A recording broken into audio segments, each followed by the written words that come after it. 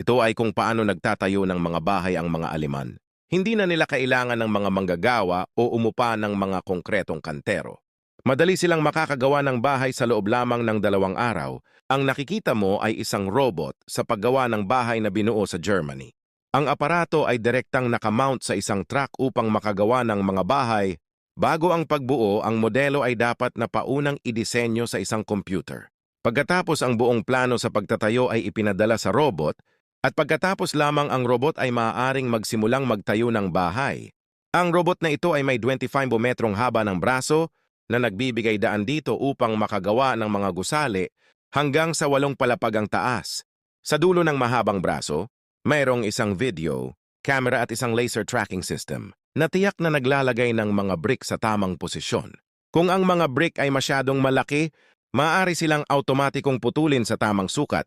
Sa buod, lahat ng bagay na magagawa ng isang builder, ang construction robot na ito ay kayang gawin ng 10 beses na mas mabilis.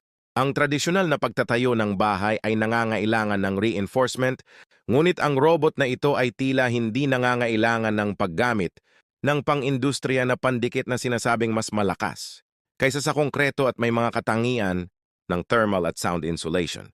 Ginagawa nitong napakatibay ang mga brick sa loob lamang ng halos 40 minuto na makabuluhang pinapataas ang pangkalahatang kahusayan ng proseso ng konstruksyon.